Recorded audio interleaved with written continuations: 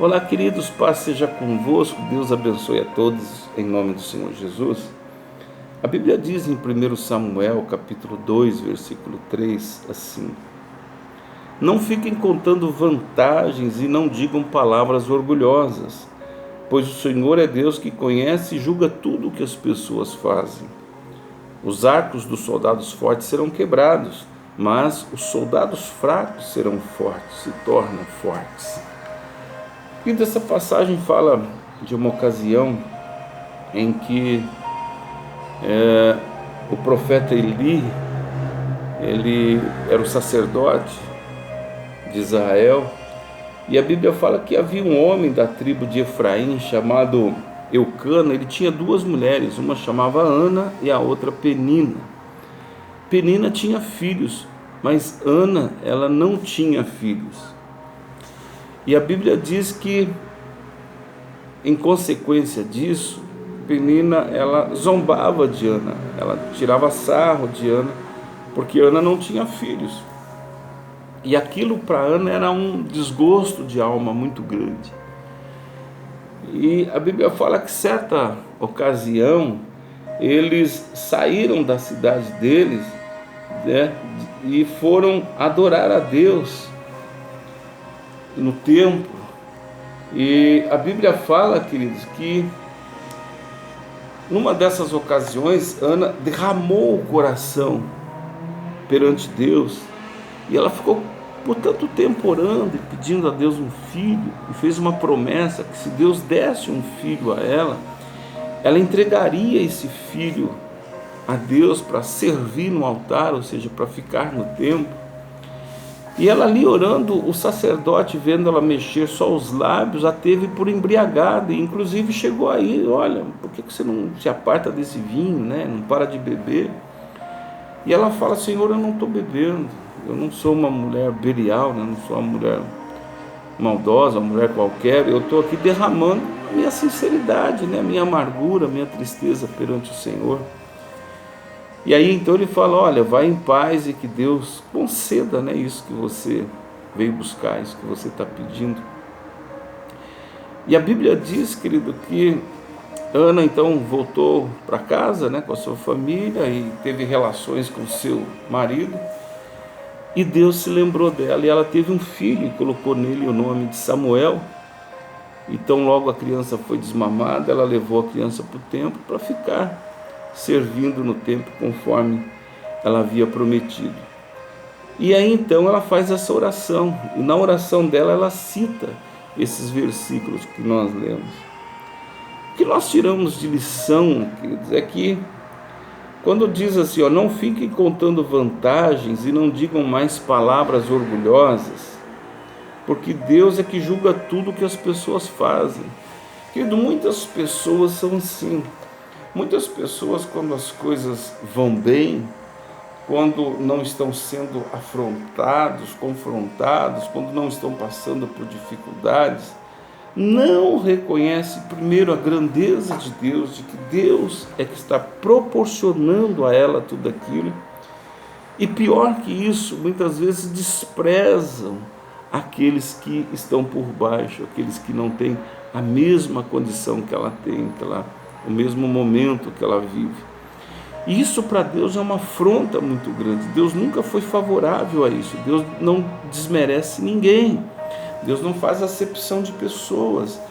Então Ana estava dizendo justamente isso: olha, não adianta nós ficarmos contando vantagens, porque olha, eu comprei isso, eu fui em tal lugar, eu conquistei aquilo. Queridos, porque amanhã você pode cair desse pedestal, você pode descer a serra, e você nunca deve deixar de lembrar que quem está embaixo, o que eles precisam é de socorro, é de ajuda, de compreensão, e não precisam ser achincalhados, menosprezados, desprezados, etc.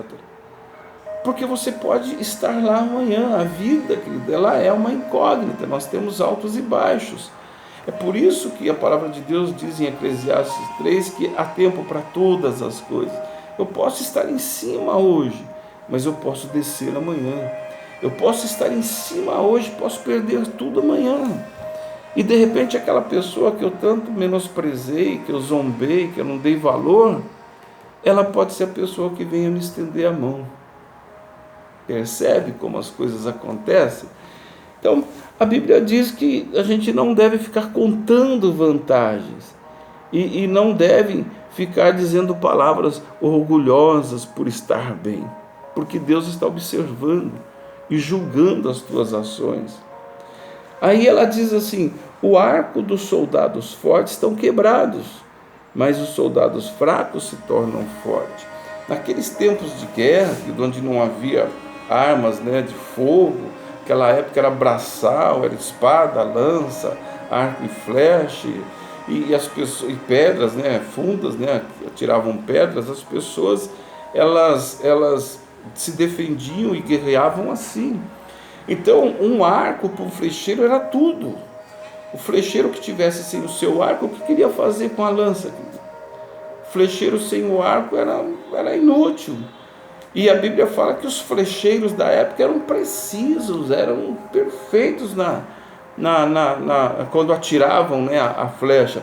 E para que a flecha vá bem direcionada, não basta a habilidade do flecheiro, mas precisa ter um arco que enverga na dimensão, nos graus certos. Ele tem que ser flexível num ponto certo, ou seja, só um perito, um atirador de flechas, perito é que sabe se o arco é bom, se o arco é preciso, se o arco não é. E a Bíblia estava dizendo, o arco dos soldados fortes, ou seja, daqueles que são precisos, daqueles que sabem o que estão fazendo com o arco e flecha, estão quebrados. Então, um arco quebrado inutilizava toda a habilidade do flecheiro. E a Bíblia diz: mas os soldados fracos, aqueles que ficavam na retaguarda, aqueles que não eram nem lembrados, se tornam fortes. E é justamente assim. Às vezes hoje nós somos esse soldado forte, que não está precisando de socorro, de auxílio, não está precisando de nada, está tudo indo de vento em polpa. Mas não podemos esquecer que tem os soldados fracos, que os soldados fracos precisam ser protegidos, que os soldados fracos precisam ser guardados, precisam de serem socorridos, eles precisam ser instruídos, ensinados, apoiados. E eu não posso, porque eu sou um soldado valente, menosprezar o fraco, porque a hora que o meu arco quebrar, eu me torno um soldado como um outro qualquer, querido. Eu me torno algo vulnerável, um alvo fácil para o inimigo. Eu vou precisar daqueles soldados fracos. E a gente tem que ter em mente que ser forte ou fraco é questão de tempo. Nós não vamos permanecer sempre fortes ou sempre fracos. A vida ela vai se movimentando e as coisas vão acontecendo. É por isso que há tempo de chorar, há tempo de rir, há tempo de ganhar, há tempo de perder, há tempo de nascer, de morrer. Você pode observar que no mesmo dia tem gente pulando de alegria porque nasceu um filho, mas tem gente velando um ente querido porque morreu. No mesmo dia tem pessoas rindo à toa porque deu certo um projeto ou algo que desejava, conseguiu comprar, enfim. E em contrapartida tem alguém se lamentando e chorando a perda de alguma coisa. No mesmo dia tem gente abraçando porque ama e beija, e tem gente que se detestando. Então nós temos que entender que a vida é assim. Só que o estado de um e o estado do outro não é permanente.